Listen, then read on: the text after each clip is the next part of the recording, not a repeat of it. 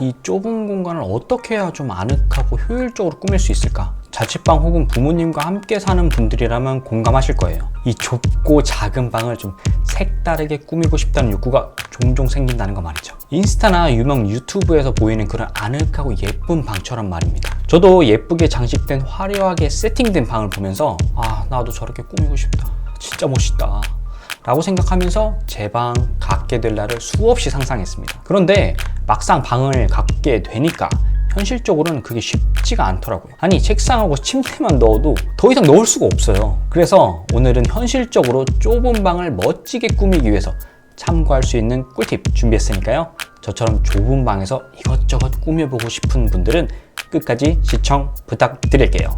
그 전에 여러분의 아늑한 보금자리가 만들어질 수 있도록 구독과 좋아요를 한 번씩 눌러주세요. 기분도 좋아지고 보람찬 하루가 될 겁니다. 지금 바로 시작합니다. 어쩔 수가 없습니다. 좁은 방은 선택과 집중이 필요해요. 그래서 저는 크게 두 가지 중 하나에 집중하시길 추천드리는데요. 바로 책상이냐 침대냐입니다. 왜 침대와 책상 중 하나를 선택을 해야 하느냐? 이게 호불호가 있긴 한데요. 방 안에서 가장 부피가 많이 차지하는 가구, 뭐가 떠오르세요? 그렇습니다. 책상과 침대입니다. 그래서 선택을 하셔야 돼요. 선택을 해야 한다고 했을 때 개인적으로 저는 책상을 우선순위에 두시는 걸 추천드립니다. 왜냐면요, 깨어있는 시간 중 가장 오랜 시간을 앉아서 보냅니다. 그리고 이 앉아있는 시간 동안 생산적인 활동을 하려고 많이 노력을 하죠. 그게 자격증 시험 같은 공부가 되었든 일이 되었든 말이에요. 또는 영화나 영상을 보거나 게임 같은 휴식을 취할 때도 저는 보통 앉아있는 걸 선호하기 때문이기도 하고요.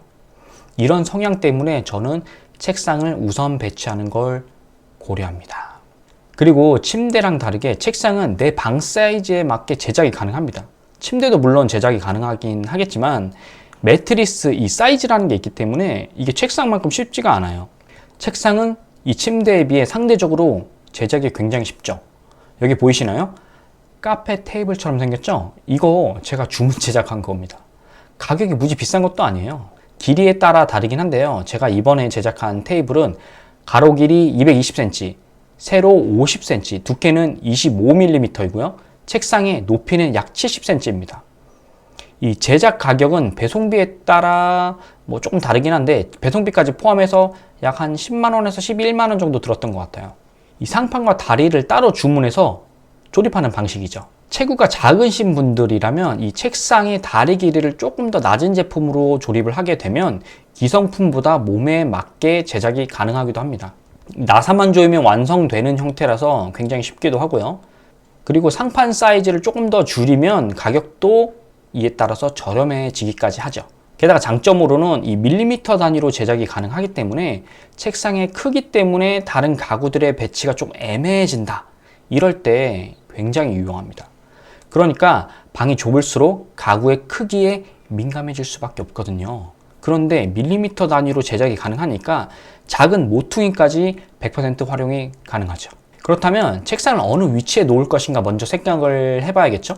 일반적으로 벽 쪽에 책상을 붙이는 형태를 많이 쓰실 겁니다. 장점으로는 방의 중앙 부분에 공간을 만들어주기 때문에 동선에 신경을 쓰지 않아도 된다는 거죠. 그리고 컴퓨터를 설치할 경우 뒤에 보일 수 있는 이 지저분한 선들을 벽 쪽에 밀어넣기 때문에 보이지 않게 꾸밀 수 있고요. 단점이 있다면 책상에 앉았을 때 벽이 가로막고 있기 때문에 탁 트인 공간을 선호하시는 분들에게는 조금 갑갑할 수 있겠습니다. 그리고 저처럼 모니터함을 쓰고 계신다면 벽이 가로막고 있기 때문에 이 모니터를 조금 뒤로 보내는데 한계가 분명히 있어요. 이 대안으로는 벽을 등지고 앉는 방법이 있습니다.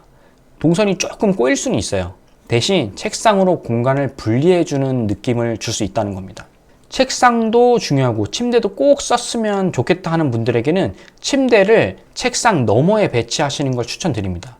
책상이 이렇게 배치가 되어 있기 때문에 평소에 벽에 책상을 두고 쓰셨던 분들이라면 분위기 전환이 확실히 될 겁니다.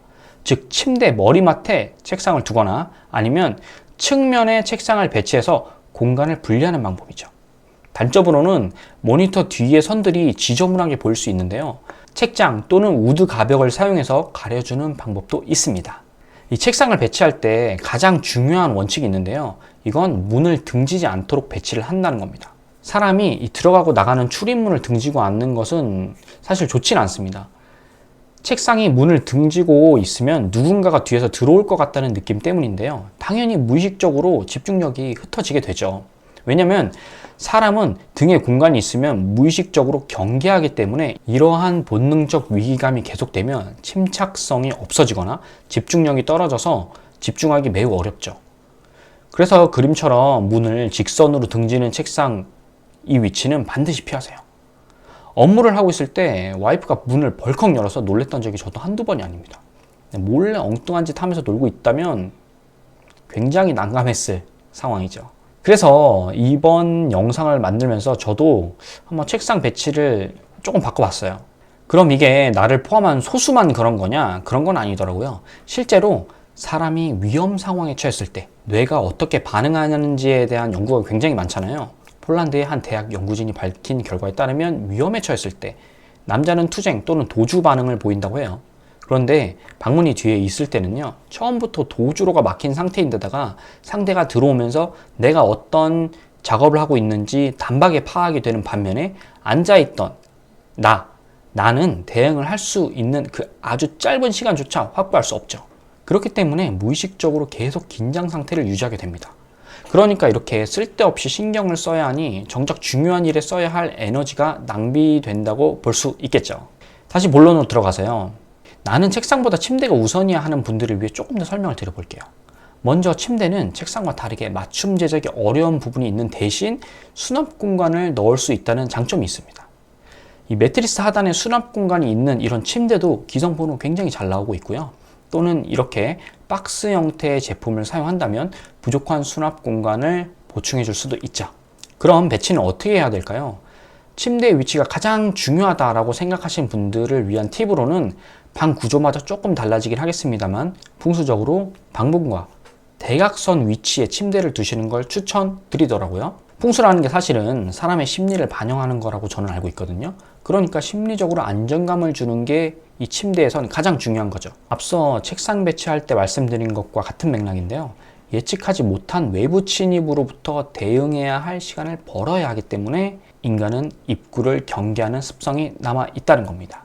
더욱이 잠을 잘 때는 무방비 상태가 되기 때문에 문과 가까이 있다면 무의식적으로 신경을 쓰게 되기 마련이죠.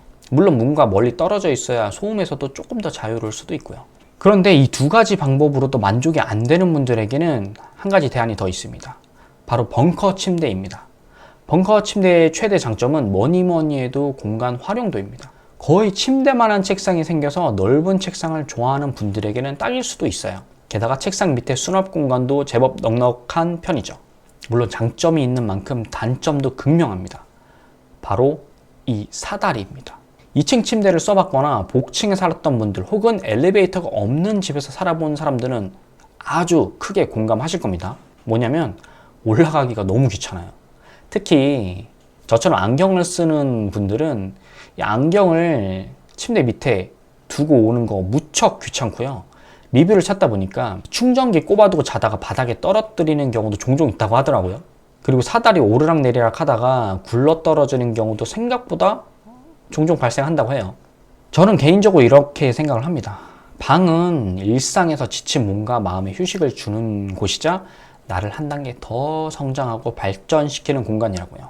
학교 공부뿐만 아니라 책과 인터넷을 통해 새로운 지식을 쌓기도 하고요. 자연스레 많은 시간을 책상과 의자에 앉아서 시간을 보내게 되죠.